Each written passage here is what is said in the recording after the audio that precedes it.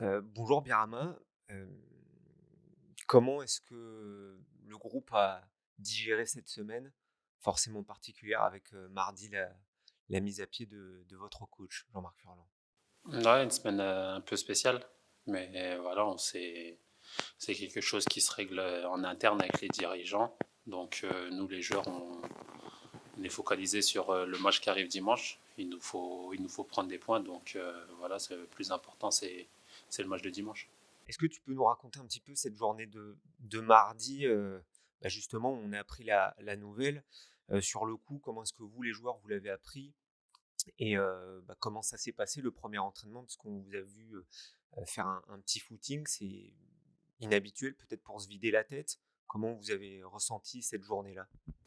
Ouais, bah, on est arrivé au vestiaire et Michel nous a mis au courant de la situation. Donc voilà, on était au courant. Après, ça dépend pas, il n'y a plus rien qui dépend de nous. Donc nous, ce qu'il fallait, c'était être entre nous. On est parti faire un footing histoire de se vider la tête et de bien recommencer notre semaine.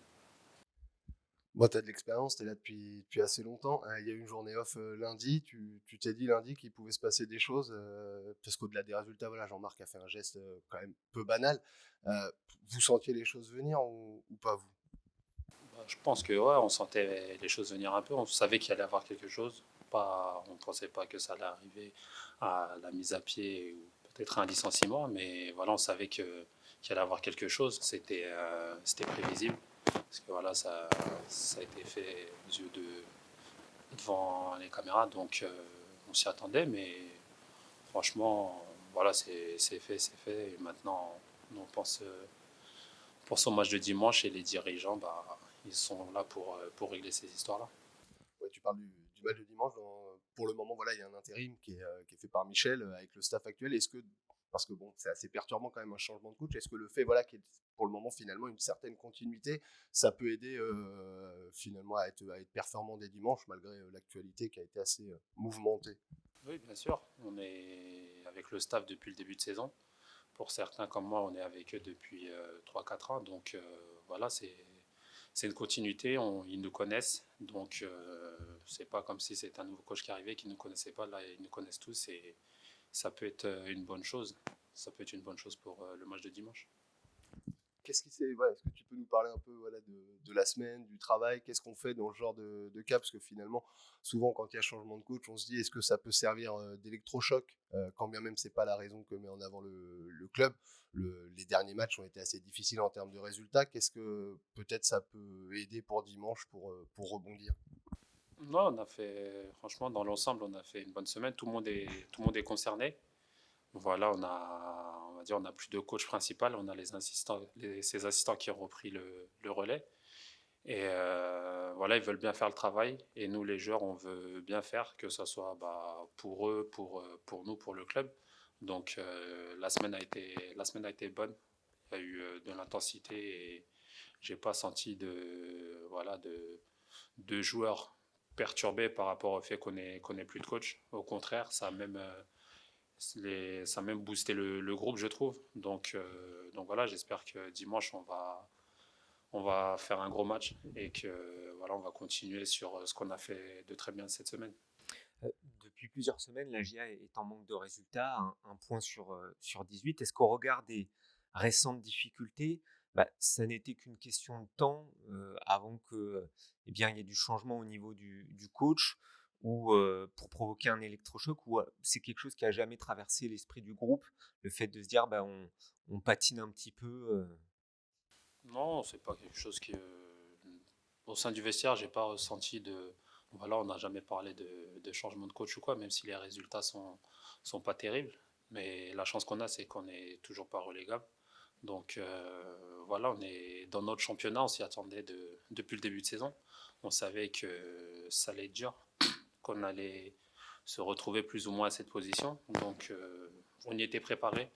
Maintenant, ce qu'il nous faut, c'est voilà, c'est prendre des points et essayer de s'éloigner de la zone de relégation et repartir sur un nouveau dynamisme. un entraîneur, remplacer en cours de saison. Tu l'as déjà vécu depuis que tu es à la GIA avec Francis Gillot et Pablo Correa notamment. Là, ça arrive très tôt dans la saison. Comment est-ce qu'on gère ça quand on est joueur? Comment est-ce qu'on s'adapte pour se remettre dans le bain dès le prochain match? Tu en as déjà un petit peu parlé, mais est-ce que toi, au regard de ton expérience là-dessus, tu as des mots auprès de tes coéquipiers, tu as des petits gestes, ça se fait naturellement? Non, ça se fait naturellement. Voilà, c'est comme si tu arrivais dans un nouveau club. Tu t'adaptes. C'est un nouveau coach. Il y aura sûrement un nouveau staff. Donc, à nous, les joueurs, de nous adapter aux nouvelles manières de fonctionner. Et bon, ensuite, bah, voilà, ça vient naturellement. C'est continuer à travailler, continuer à faire ce qu'on faisait à l'entraînement. Et voilà, essayer de repartir sur un nouveau dynamisme qui nous permettra de prendre des points. On sait que bon, dans le logiciel Furlan, il y avait beaucoup de choses, et notamment, bon, pour lui, la vie de groupe était importante. On sait qu'il y a un ou deux joueurs qui l'ont bien connu ailleurs, qui ont notifié au club qu'ils avaient été assez surpris de l'ampleur de la sanction. L'un des enjeux, c'est aussi que le groupe reste soudé, malgré cette décision où finalement chacun peut en penser ce qu'il veut, mais le groupe doit ressortir plus fort de tout ça. C'est un peu ça l'enjeu des jours là. Oui, oui, c'est ça. Voilà, c'est comme je disais tout à l'heure, nous les joueurs, on doit rester focalisés sur notre objectif. Nous, c'est le championnat. Tout ce qui est administratif, bah, c'est la direction, Baptiste et le président Zou qui règle ça. Nous, on ne doit pas s'occuper de ça et on doit rester focalisé sur ce qu'on a à faire sur le terrain. Et franchement, dans l'ensemble, voilà, et évidemment qu'on parle de la situation, mais une fois qu'on est sur le terrain, bah, tout le monde pense au travail, tout le monde est conscient que voilà, on a besoin de points. Donc voilà, il va falloir le montrer dès dimanche. Tu peux parler un peu de Michel Padovani, qui, bon, même si c'est la continuité du staff, voilà, il est balancé un peu en première ligne. Qu'est-ce que tu peux nous dire de lui, et qu'est-ce que peut-être ces derniers jours ont changé pour lui dans ses interventions auprès de vous? Ouais, Michel, c'est quelqu'un qui est très apprécié par le groupe. Voilà, ça a été l'assistant du coach pendant X années. Donc voilà, c'est la continuité du travail du coach. Et il n'y a pas grand-chose qui change de ses méthodes à celle du coach. Donc voilà, après, je pense que le groupe va donner le maximum voilà, parce qu'il il a fait une bonne semaine. Il n'aime pas ça, être sur le devant de la scène. Donc nous les joueurs, à nous de faire le maximum sur le terrain pour lui éviter tout ce qui est interview embarrassante ou quoi.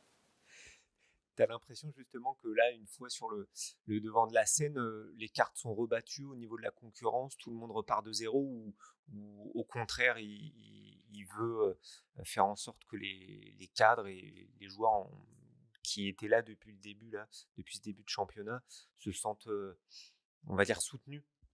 Ouais, non, je pense que lui, ce qui importe, c'est que tout le monde soit concerné.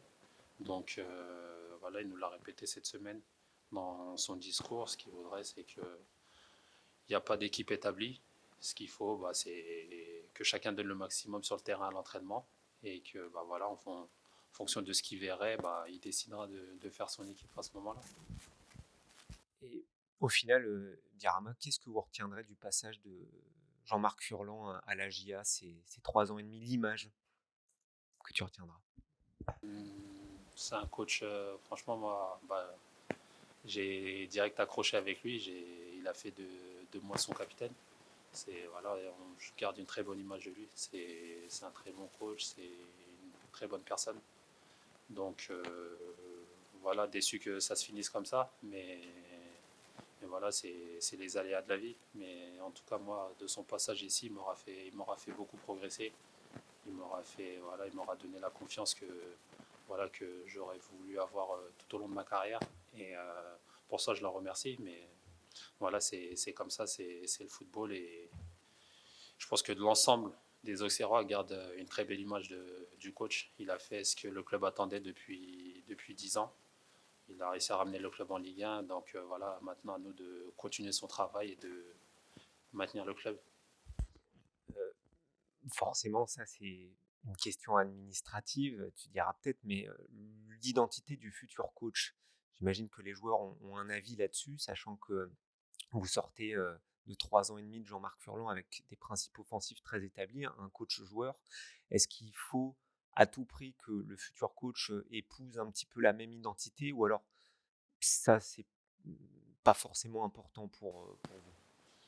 Franchement, ça, voilà, c'est à la direction de faire le choix. Après, nous, les joueurs, on prendra le coach que le club décidera de prendre. On n'a pas, on veut pas un coach en particulier. Voilà, c'est le club qui décide, c'est le club qui saura qui est l'homme de la situation. Et nous, les gens, on devra s'adapter à ce moment-là. Bon, Michel, ça a été une semaine particulière avec la mise à pied de Jean-Marc mardi. Comment est-ce que vous avez vécu cette semaine? Et surtout, racontez-nous un peu ce jour où vous avez appris la décision du club avec les joueurs. Bon, pour moi, ça a été simple. Vu que jeudi dernier, je suis tombé malade, je ne sais pas si vous avez remarqué, mais j'étais pas à Clermont dimanche.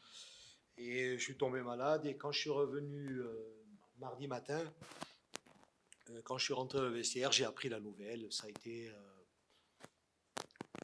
J'avais pensé qu'il pouvait y avoir des sanctions, mais bon, jamais ça. Donc j'ai été surpris. J'ai été surpris, choqué, un peu comme tous les joueurs. Hein. Michel, vous le connaissez bien, vous n'y étiez pas, vous vous êtes dit quoi dimanche? Bah, j'ai regretté de ne pas y être. Voilà, j'ai regretté de ne pas y être, comme j'ai regretté que Constance, pas pour toi, mais qui le connaissait bien et qui ne soit pas là non plus. Voilà. C'est difficile comme situation quand on a le vécu que vous avez avec Jean-Marc. Là, il faut aussi penser au groupe, à la continuité. Le club vous envoie vous, mais ça ne doit pas être simple humainement pour vous d'être un peu dans cette situation. Déjà, c'est quelque chose que j'aime pas. Être coach principal, ça m'est déjà arrivé de faire des remplacements. Une fois à Bastia, j'ai fait 6 matchs consécutifs en fin de saison. Et à la fin, j'avais décidé de jamais être entraîneur principal. Parce que moi, je pense que j'ai pas les qualités pour être entraîneur principal, pour être un leader sur une durée de 1 an. Quoi. Ponctuellement, ça peut se faire. Sur un match, ça peut se faire. Après, j'avais eu trop de pression à Bastia.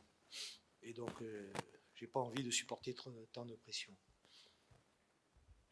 Alors, par rapport à Jean-Marc, bon, quand on vient de vivre, c'est la 11e année que je suis avec lui, donc je ne vais pas...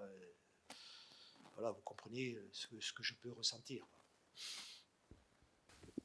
Comment vous vous organisez depuis finalement? Parce que vous dites, voilà, moi, je n'ai pas forcément vocation à être coach principal. Il n'empêche, cette semaine, vous l'êtes. Alors, c'est quoi? C'est un peu une mission commando? C'est la continuité finalement de ce qui se passait? Voilà. Est-ce que vous pouvez nous dire un peu comment ça s'est fait? Donc, on a assuré la continuité. Je ne suis pas tout seul, hein, bien entendu. Il y a Pascal Manu, il y a Robert Duverne, plus tout le staff. Donc, on est tous ensemble, on travaille ensemble. On a décidé de changer, de faire des entraînements peut-être un peu plus toniques et de mettre plus d'intensité. Voilà, c'est tout. Mais sinon, on n'a rien changé. Moi, j'ai essayé de parler aux joueurs. Je leur ai dit ce que je pensais d'eux. Le mercredi matin, et j'ai donné quelques axes de travail et on a travaillé. Je trouve que après le choc du début de semaine, parce qu'eux aussi ils ont été choqués, hein, ils se sont vite remis au travail. Je trouve qu'ils se sont même bien entraînés et c'est un bon groupe quand même, et avec des valeurs humaines et voilà. Et je pense qu'ils veulent tous tirer dans le même sens et essayer d'inverser la spirale négative. Quoi.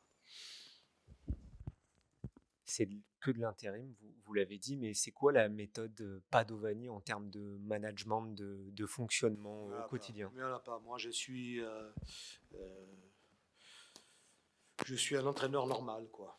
Je suis un entraîneur normal avec un petit accent corse, mais sinon, il n'y a rien de spécial.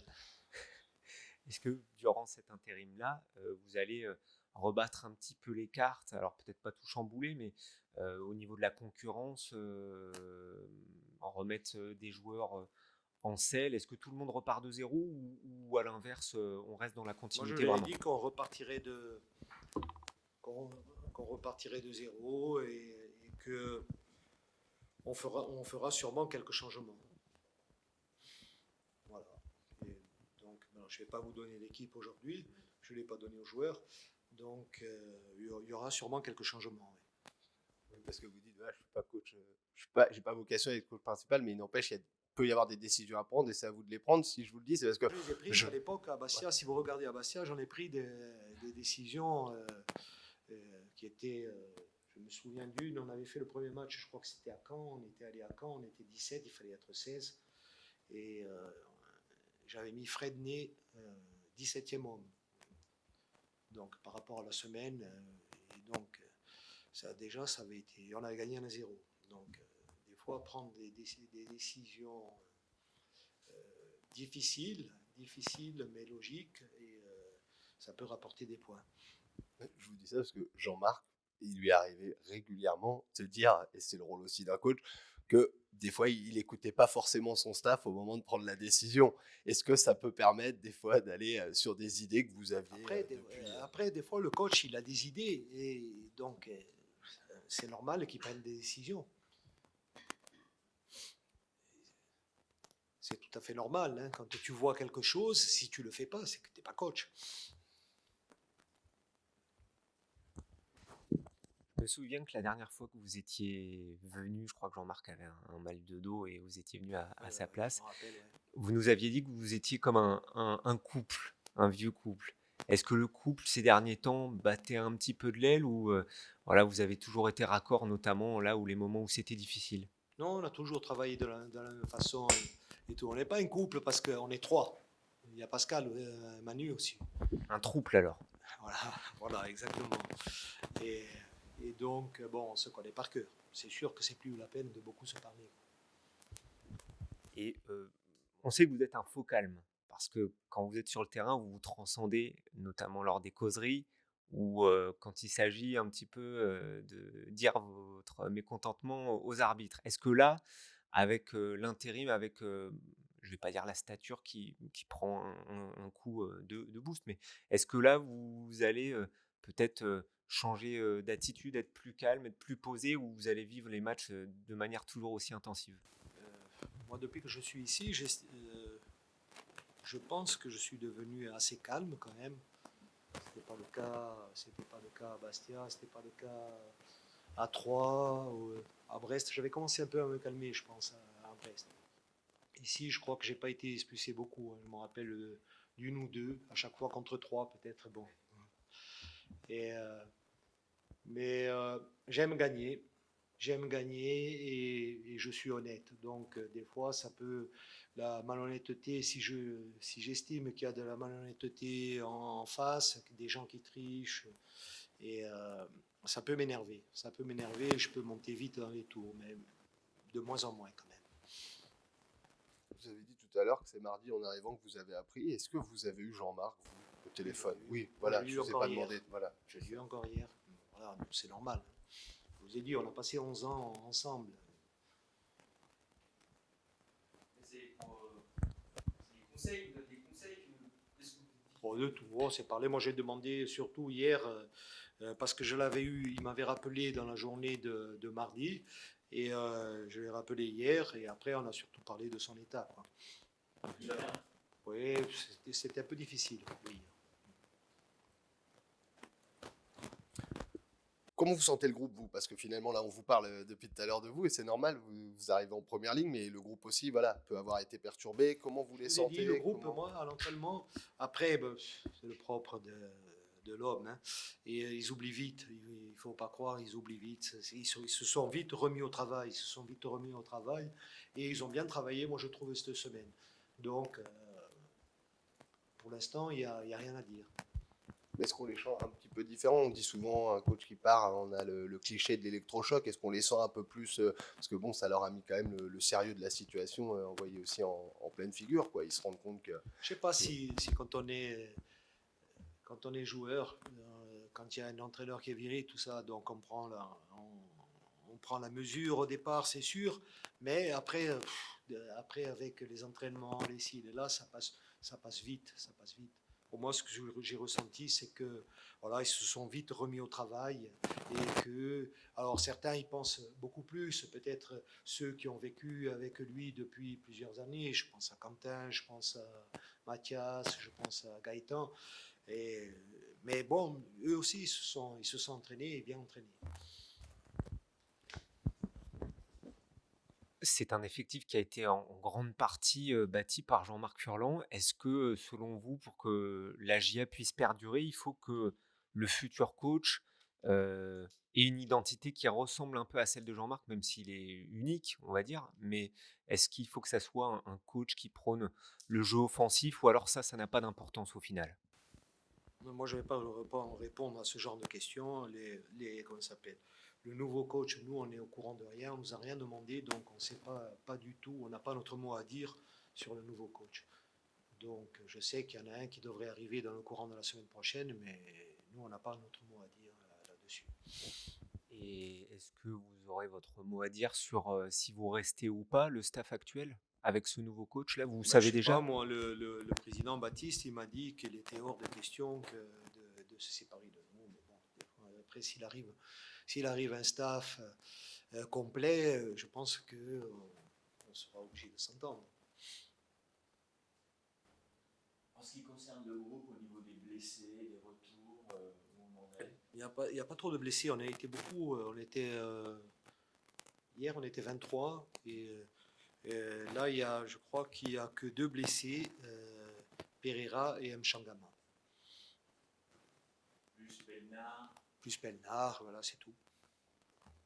Qu'est-ce qu'ils vont de la Chongama? Pereira, il a une béquille qui traîne depuis 2 semaines et Mchangama, mollet. Donc on ne les verra pas ce week-end. Je pense que non. Le staff médical m'a dit que normalement il ne devrait pas s'entraîner demain. Donc s'il ne s'entraîne pas, il a déjà raté 2 entraînements. Donc il y a peu de chances de le voir. Et Charbonnier qui a repris l'opérationnel, il est encore un peu court. Il sera dans le groupe, je pense.